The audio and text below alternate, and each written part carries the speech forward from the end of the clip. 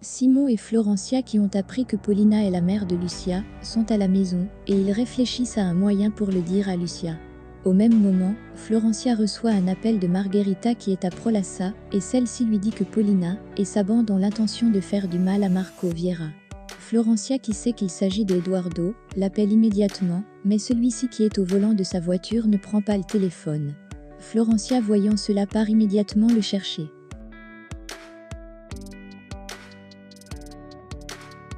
Paulina discute avec Eusebio Beltrán et il lui remet 2 billets d'avion lui demandant d'aller récupérer Lucia au Lagos et de quitter le pays, car il ne veut pas que l'enfant que Lucia attend, qui est son petit-fils, grandisse dans la famille Lagos.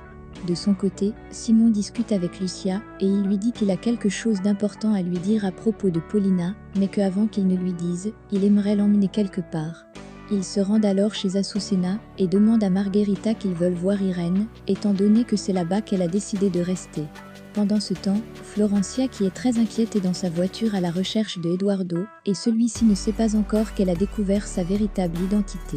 Pendant ce temps, Margherita fait venir Irène, et celle-ci était toute heureuse, à l'idée de revoir son frère, et de savoir qu'il sera papa.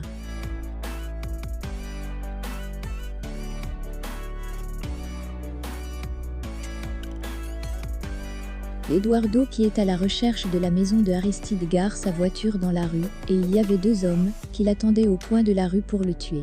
Par la suite, les 2 hommes sortent de leur voiture, et ils se mettent à lui tirer dessus, et Eduardo s'écroule alors par terre. De son côté, Simon, après avoir présenté Lucia à Irène, discute avec cette dernière à propos de Paulina, et il lui parle de toutes les mauvaises choses que Paulina a fait à leur famille et à la famille Montenegro depuis qu'elle est entrée dans leur vie, et Lucia, entendant cela, n'en croyait pas ses oreilles. Par la suite, elle dit à Simon que depuis son arrivée chez les Lagos, elle a directement su que Paulina était sa mère, même si ce n'était qu'une impression. Par la suite, elle lui dit qu'elle a besoin de parler à Paulina. Florencia arrive à l'endroit où on a tiré sur Eduardo, mais elle ne le voit pas. Elle voit ensuite des gouttes de sang par terre, et se fait un véritable sang d'encre.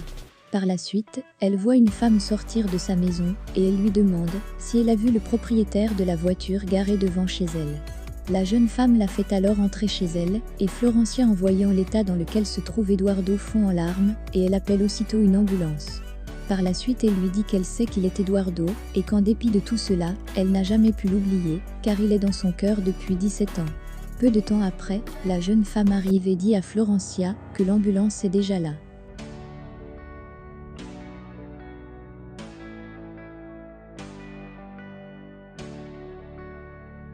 Lucia, qui a fini par découvrir que Paulina et Eusebio Beltrán sont ses parents, s'est rendue chez ce dernier, et elle le voit en compagnie de Paulina. Elle se met alors à les confronter, notamment concernant le fait qu'il est abandonné et aussi concernant tout le mal qu'ils ont fait à la famille Lagos et Montenegro. Paulina, entendant cela, rejette la faute sur Eusebio Beltrán, lui disant que c'est lui qui les a séparés, car à sa naissance, il lui a dit qu'elle était un petit garçon mort-né. Paulina lui dit ensuite qu'elle n'a pas le droit de la juger, car elle ne savait même pas qu'elle existait. Lucia réplique en disant que ça ne lui donnait pas le droit de faire du mal à tous ces gens. Par la suite, elle leur dit qu'elle aurait préféré découvrir qu'ils soient morts tous les 2. Et après leur avoir dit cela, elle se lève et s'en va.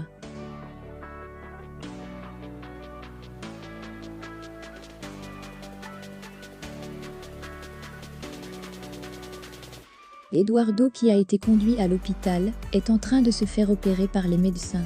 Après que Lucia soit partie, Paulina retire son pistolet et tire une balle dans la tête de Eusebio Beltrán, et celui-ci meurt sur le coup. Peu de temps après, la police arrive à la maison et Paulina, qui n'avait pas pris la fuite après son meurtre, décide de se rendre.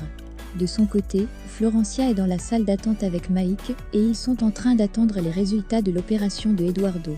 Mike lui dit qu'il compte partir avec Eduardo à bord d'un avion ambulance en destination de Houston, pour qu'il ait une meilleure prise en charge, et peu de temps après, il décide de mettre son plan en exécution en faisant évacuer Eduardo à l'étranger.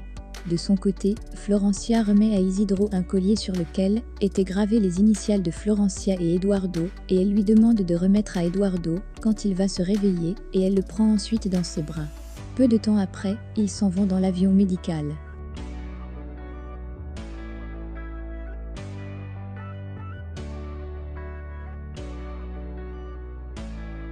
6 mois sont passés depuis l'attaque sur Eduardo.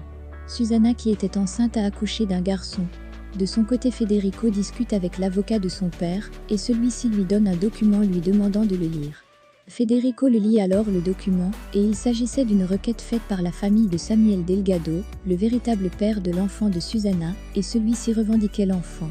Federico, voyant cela, se met à paniquer, et il réfléchit à ce qu'il va faire. Et c'était Renato qui était comme ça derrière tout cela. De son côté, Federico essaye de corrompre l'avocat, mais celui-ci ne marche pas dans son jeu.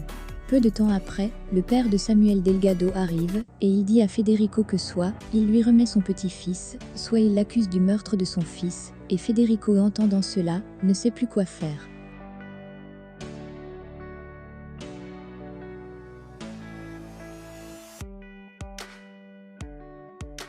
Trois mois sont passés, et Lucia, qui a donné naissance à un petit garçon, décide de l'appeler Marco.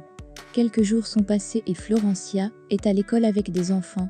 Par la suite, un enfant vient lui remettre quelque chose, et il s'agissait du collier qu'elle avait donné à Isidro, lui demandant de le donner à Eduardo quand il se réveillerait. Florencia, voyant cela, sort de l'école, et elle voit Eduardo, qui l'attendait à l'extérieur. Florencia, toute heureuse à l'idée de le revoir, se met à discuter avec lui, et l'emmène à l'intérieur pour visiter. Par la suite, un homme arrive et demande à Florencia si elle peut venir un moment, et Eduardo, voyant cela, prend une mine triste, car il pense qu'il s'agit du copain de Florencia.